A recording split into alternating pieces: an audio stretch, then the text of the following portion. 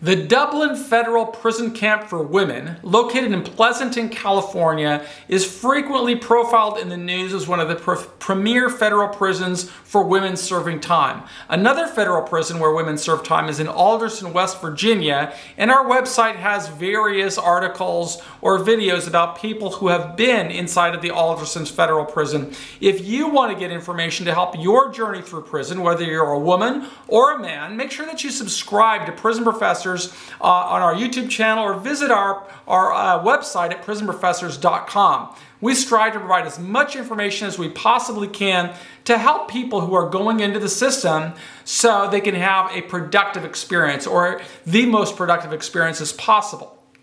Now, I reached out to a friend of ours who is serving time inside of the federal prison camp in Dublin, California. It's also known as Pleasanton. It's in the East Bay area of Northern California. And she was kind enough to send me an article, which I want to read to you. Of course, it's available on our website at prisonprofessors.com. If you look at our blog, you will see all types of information. But let me go ahead and read for women who want to understand a little bit about what life is like inside of a federal prison camp for women. So, in reality, she says, it's not as scary as it seems. Being prepared by getting as much information as I could before I self-surrendered definitely eased my anxiety, Jennifer wrote. Most of what I'm about to tell you pertains to how the institution is being ran post-pandemic. Now, a lot has changed since 2017, and a lot is still changing, and it was in 2017 that Jennifer surrendered to the federal prison camp in Dublin, California. She does say that things are moving back to normal as our country moves out of the pandemic or we move into a post-pandemic era. But for now, she offers this advice and that she considers it to be relevant to anyone who is about to surrender to a woman's minimum security federal prison camp. Now, when a person self-surrenders, the person will only need to bring 3 things to the federal prison camp: a valid identification, currency to fund the commissary account, and a piece of paper that has a few phone numbers and addresses. Most people don't have this information memorized because they become so reliant on cell phones. If you haven't done so already, incidentally, as an aside, I encourage you to visit the blog or the consulting articles section of our website, and you might want to get our 10 tips to surrender before going to prison. If I can find the place to do so, I will link to the video for that article on this channel. But I'm not that skilled at YouTube, so I hope you'll bear with me and just visit the Prison Professors channel. Now, Jennifer recommends bringing between $300 to $500 in cash upon surrendering to the camp. She says those funds will be sufficient to buy what a person needs to be comfortable and for the email usage. I can say that when I was in prison, I would go through probably closer to $600 a month, but that was because I was really active on email. I was writing a lot of manuscripts. Actually, I was building my business inside during those final months of my imprisonment using the email system. That system didn't exist when I started my journey, but I find it to be very effective right now. Now, she says that phone calls and video chats don't require any funding from the inmate because the CARES Act provides for those, but in all likelihood, as we move beyond the pandemic, that will be taken away and people will have to pay for their own phone calls. And video chats is a new phenomenon that didn't exist when I was serving time in prison.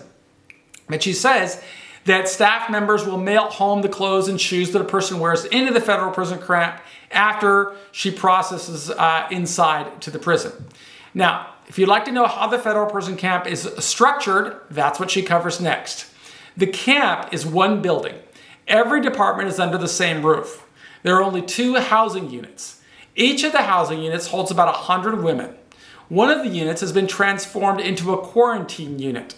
The housing units have cells for 2 people, and each cell has a toilet and a sink. Once a person arrives, staff will hold the person in quarantine for 2 to 3 weeks. The person gets tested for COVID-19 at the start and the end of the quarantine period. But of course, that's probably changing as we move out of the pandemic era. Staff members do not allow phone calls or email during the quarantine period. A person can receive incoming mail, but when a person gets the mail, the staff members are going to copy the letter and deliver the copy, not the original letter. And of course, the reason for that is staff wants to cut down on the introduction of drugs or contraband through the mail. So the orderlies in the housing unit try to communicate with new people, and they will relay requests to the officers who make rounds every hour. While in quarantine, a person is on lockdown, which means they're confined to their living area for 24 hours a day, and a person can only leave the cell on days when showers are scheduled. Right now, those showers are only scheduled on Tuesdays and Fridays. Staff members bring all the meals to the cell. That means breakfasts arrive at 6 a.m., the lunches come at 11 a.m., and the staff members pass their dinner to the women between 3 and 5 in the afternoon. Medical staff members will come to take the person's temperature daily and provide medications if needed. There are plenty of books that a person can choose from, and that'll help the person pass the time while they're going through this quarantine era. So here's what she writes about the general housing population at the Dublin Federal Prison Camp. Once the staff members transfer a person from quarantine to the housing unit, the staff will assign the person to a 2-person cell right away. They call it a cell, but in reality, it's just a room with a door. It doesn't have any bars on it like the old prison movies. The laundry girls will call the newly arrived person upstairs to size her and issue her uniforms and bedding. Now, a person should always listen to the PA announcements for news pertaining to those identified as a new commitment. The system does not allow a person to place a call and send an email until the person receives the identification information known as a personal access code. Once a person gets the personal access code from either the counselor or the case manager, an inmate orderly will walk the new commitment person through the process of how to get set up on the communication system. Now, it's a cumbersome process, and of course, like everything else in prison, it requires a lot of patience. All people assigned to serve a federal prison sentence inside the minimum security camp must work on an assigned work detail. She recommends talking to other people about the best jobs in the camp and find out, what's required at those jobs and how is a staff member, but it's pretty easy to maneuver your way around. Now, a person can apply for the best suited job. Many options exist, Jennifer says, including jobs in food service, the warehouse, the garage, recycling, landscaping, maintenance, trust funds, all those types of things. My experience is that when a person is new to prison, they kind of like working because it helps break up the time. But for a more experienced person serving time in prison or a person who has more experience of serving time in prison, I found it always best to be self-directed. I wanted to control my own destiny and not be controlled by the prison system. I hope my audio is picking up okay, because I've noticed that my audio on this other machine has just stopped. So we're just going to keep going through here. So facilities in the federal prison camp at Dublin. The camp offers an outdoor recreation patio and a volleyball court, a basketball court, picnic tables, exercise equipment, and free weights. The inside of the housing unit offers ellipticals, bikes, and a fitness room to exercise along with fitness videos. People have access to plenty of equipment to keep fit and healthy. There are programs such as adult education, distance learning, health and wellness courses, religious services, and arts and crafts. And a person can purchase hobby craft items such as knitting and cardstock to make projects that they can send home to family members. Now, the camp is small, but staff members operate it in a relaxed way. Some may feel that there is not a whole lot to explore, that it's boring and not many resources. But a person can easily pass time at the camp by participating in all their programs, working out, doing hobby craft programs, watching television, reading, drawing, writing. And Jennifer recommends that people use the time to work on self-development and personal growth projects. Family support can be especially helpful, as a person can request books and journals sent inside of the prison. In fact, our team at Prison Professors has a journal, and we encourage you to take a look at it under our books and courses. I think that you'll find it not only inspiring and educational, but it'll help you stay directed and stay focused, which is really important while somebody's serving time in prison. Now, as the pandemic lifts its weight of the world, the institution will slowly open back up and resume normal operations. Eventually, the visiting room is going to open again, and the outside track at the camp is going to be open again, and more jobs are going to become more available. At the camp right now, and I'm filming this in May of 2021, they're offering the vaccine to anybody who wants to take it. Now, coming from the camp to the FCI is something that a lot of women do if they want to join the RDAP program. And there's a link in our consulting section of prisonprofessors.com with a lot of information about the RDAP program. And we encourage you to read as much as you can and learn as much as you can about that program as soon as possible, because it's the only program that can result in an administrative time cut. At least that's the case right now in 2021, in May of 2021, I should preface that. Now, the FCI at Dublin has 6 housing units, so it's much bigger than the camp, and each housing unit holds 100 to 150 women. It also has separate buildings for each department. Women participating in the RDAP program go through the drug treatment course in accordance with their modified therapeutic community with stricter rules and requirements. The RDAP unit is a programming unit, which means that they have this counseling or treatment center program for half of the day, and while the women are going through the program, they don't have to participate in work assignments. Now, a person must stay in uniform and boots from 6 in the morning until 2 o'clock every weekday. The people must keep their rooms clean and orderly during this time because the staff members are really fastidious about keeping the prison clean and tidy, and that goes especially for the RDAP unit. Staff members that teach RDAP rely upon an approved curriculum. And further, the participating women must hold each other accountable for behavior. They have a zero tolerance for insolence, and some women consider it a stressful environment. For those looking to improve a quality of life, they'll learn valuable tools that'll help them re-enter society. And so a lot of people really value the RDAP program. It's a lot calmer, and that's not only for women, it goes with women's prisons, but also in men's prisons as well. Post-COVID, every housing unit is divided by work detail, and at Dublin, the A houses the Unicorps women, the B unit houses the kitchen and food service workers, the C unit houses elderly and people who have medical needs and new commitment people, and the D unit houses the RDAP participants.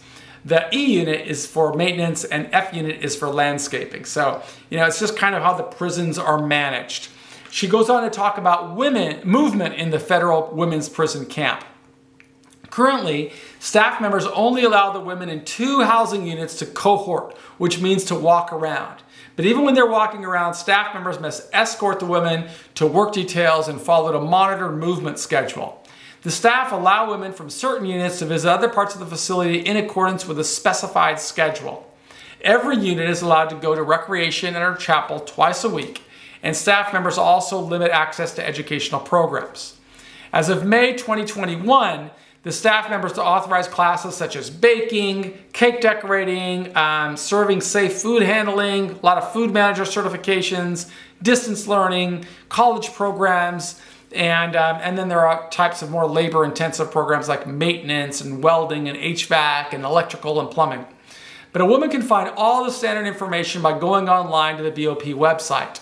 So for the sake of redundancy, she's not going to go into those rules and regulations, but on our website, you will see that we actually provide a link to the handbook and the commissary so you can get an idea of what it's like. We have this full article on the Dublin camp right under our consulting section at the prisonprofessors.com website. Now, Jennifer says that personally, her experiences at the camp have had its ups and downs. There was a time when she felt overcrowded, with women sleeping on cots and rooms that were converted from an office to a cell without lockers or sinks or toilets.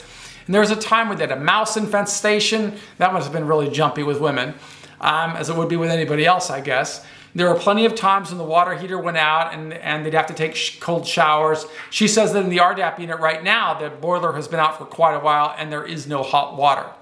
But despite all those inconveniences, she says it's only as bad as a person makes it out to be. She's heard a lot of bad stories about women in prison and other facilities, but what she's experienced at Dublin, it sounds like it's been pretty okay, even though she's been there for almost 4 full years. She finds the staff of the federal prison camp at Dublin to be cordial and approachable, even when the staff are listening to people complain.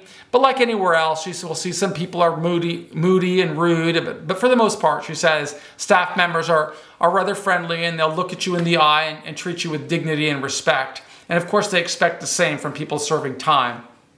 And she also said that the women who are serving time inside of the camp generally are pretty friendly, and they will always extend a helping hand to any newcomers in the prison. So if you're going to the federal prison camp, or really any federal prison, you can kind of expect people to embrace you and kind of help you get situated. And then she offers some final advice for people surrendering to a federal prison camp is to stay resilient, to roll with the punches, and just practice stress reduction methods. And to remember that if a person keeps busy, that person can make it through the journey. Those are similar, that's great guidance from Jennifer. It's similar guidance to the type that everybody on our team has gone through. We encourage you to reach out to members of our team if you have specific questions or you want to prepare for the best possible outcome. I am Michael Santos at Prison Professors. We do hope that you will like our program. If you're watching this on social media, if you're watching it on YouTube, please subscribe and ring the bell to our program. We produce content every day with hopes of helping you have a more successful journey. My name is Michael Santos. I never ask anybody to do anything I didn't do while I was in prison, and I hope you're finding value in this message. Visit us at prisonprofessors.com. Thanks.